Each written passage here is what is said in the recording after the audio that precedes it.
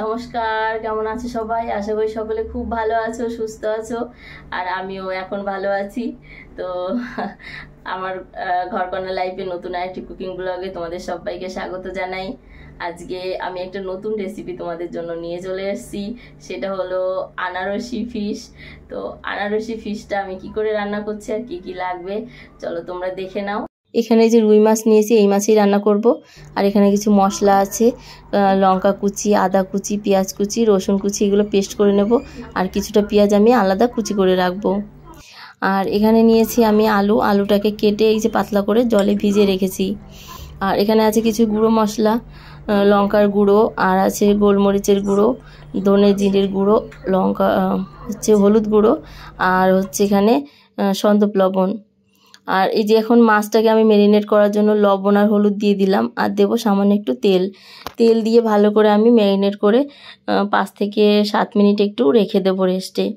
আর ভাজার জন্য এই যে কড়াইতে তেল দিয়ে দিলাম, মানে প্যানে তেল দিয়ে দিলাম। তো এই ফ্রাই প্যানটাতেই ভাজছি। মাছটা খুব ভালো ভাজা হয়, তেলটাও একটু কম লাগে, আর মাছটা মানে লেগে যায় না কড়াইতে বেশি একটা, তো ভাজতে বেশ সুবিধা হয়। আর ওদিকে মাছ ভাজতে ভাজতে এদিকে আমি মশলাগুলো করে নিই। তো এখানে আনারসটাও কেটে নেব, কারণ পেস্ট করতে হবে। তো আনারসটা এই যে কেটে নিলাম, আর 2 টুকরো করেছি, কারণ 1 টুকরো আমার মেয়ে খাবে, তাই ওর জন্য একটু কেটে রাখবো। আর আমার যেটুকু লাগবে আমি কেটে নেব। তো এখানে এই যে ছোটো ছোটো করে কেটে নিচ্ছি। তো আনারসটা না একটুখানি কুচি করে দেব, তাহলে পেস্ট করতে বেশ ভালো হবে। আর এখানে এই যে আমার মাছটা দেখো ভাজা হয়ে গেছে, মাছটাকে রেখে দেবো সাইডে। এবার এই যে আনারসের পেস্টও করে নিয়েছি, আর একটুখানি কুচি করে রেখেছি সাজানোর জন্য। তো কড়াইতে এই যে তেল দিয়ে এবার কিন্তু রান্নাটা শুরু করছি। তো এবার দিয়ে দিলাম মৌরি। তো মৌরি দিয়ে একটু তেজপাতা দেব। তো তেজপাতা দিয়ে এবার কিন্তু দিয়ে দেবো এর ভেতরে আলু। তো তেজপাতাটা আমি তুলে রাখবো, না হলে তেজপাতাটা পুড়ে যাবে বেশি। আলুর ভেতরে একটুখানি মানে লবণ আর হলুদ দিয়ে ভেজে নিতে হবে, যাতে আলুটা খুব ভালো কালার হয়। তো আলুটা দেখো এবার ভেজে নিয়েছি। আর এটা এখন হচ্ছে নতুন আলু, তাই এরকম লাগে দেখতে কেমন যেন, তাই একটু হলুদ দিলে বেশ ভালো লাগবে। এবার এই তেলের ভেতরে দিয়ে দিলাম পেঁয়াজ কুচি। তো পেঁয়াজ কুচি দিয়ে একটুখানি ভেজে নেব নেড়ে চেড়ে। তো পেঁয়াজ কুচিটাও কিন্তু আমি ভাজার সময় দিয়ে দেবো এর ভেতরে একটু চিনি, তাহলে কিন্তু এর মানে কালারটা খুব ভালো আসবে তরকারির। আর আরও ভালো আসার জন্য দিয়ে দিলাম এখানে এই যে লঙ্কার গুঁড়ো, আর দিলাম হলুদ গুঁড়ো। দিয়ে ভালো করে একটুখানি নেড়ে নেব, যাতে আবার পুড়ে না যায়। তো এর ভেতর কিন্তু এবার বাটা মশলাটা দিয়ে দিতে হবে। তো এখানে কাঁচা লঙ্কা, আদা, রসুন, পেঁয়াজ, আর সামান্য একটুখানি আমি 2-1 টুকরো একটুখানি দিয়েছিলাম টমেটো। তো তোমরা চাইলে দিতেও পারো, আর পছন্দ না হলে দেওয়ার কোনো দরকার নেই। তো দিয়ে এবার নেড়ে চেড়ে মশলাটাকে ভাজতে হবে। তো এবার দিয়ে দেবো গুঁড়ো মশলা। তো গুঁড়ো মশলা দিয়েছি এখানে এই যে গোলমরিচের গুঁড়ো আর ধনে জিরের গুঁড়ো দিয়ে ভালো করে একটু জল দিয়ে আবার মশলাটাকে ভালো করে কষিয়ে নিতে হবে।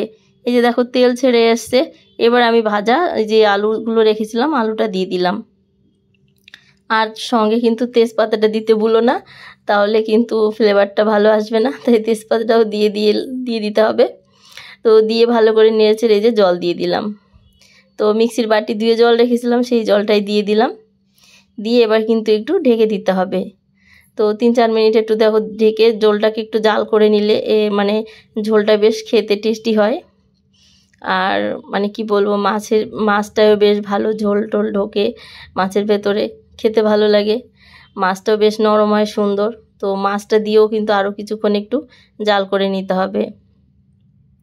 তো ঝোলের ভেতরে মাছটা এই যে দিয়ে এখন একটু মানে কি বলবো ঢেকে দিয়েছিলাম। তো ঢাকাটা তুলে দেখো এই যে এবার একটুখানি নেড়ে চেড়ে নেব। নেড়ে চেড়ে নিয়ে তারপরে কিন্তু এবার আনারসের পেস্টটা দিয়ে দেবো।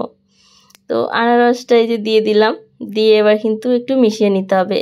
আর আনারসটা এখন দেওয়ার কারণ হচ্ছে আনারসের যাতে খুব সুন্দর ফ্লেভারটা মানে একদম ভালো থাকে, মানে মুখে খাওয়ার সময় খুব সুন্দর লাগে, আনারসের ফ্লেভারটা পাওয়া যাবে। তো তাই আনারসটা দিয়ে এবার দিয়ে দিয়েছি লবণ। তো লবণ কিন্তু আমি ফার্স্টে দিইনি, পরে দিলাম। তো সন্দব লবণ দিয়েছি, আনারসের সঙ্গে কিন্তু খুব ভালো লাগে খেতে। তো তাই তো ব্ল্যাক সল্ট যেটা বলে, তো সেই ব্ল্যাক সল্ট দিয়ে দিলাম। আর সামান্য একটু গরম মশলাও দিয়েছি। ধনেপাতা কুচি দিয়ে যে একটু ঢেকে রেখেছিলাম, রাখার পরে এবার নামিয়ে নেব। তো সব তরকারি না রান্না হওয়ার পরে 2-1 মিনিট একটু রেস্টে রাখলে খুব ভালো হয় ফ্লেভারগুলো। তো এবার দেখো এই যে নামিয়ে সাজিয়ে নেব। তো এর ওপর থেকে একটুখানি এই যে আমি কেটে রেখেছিলাম আনারস, সেই আনারস সাজিয়ে দিচ্ছি।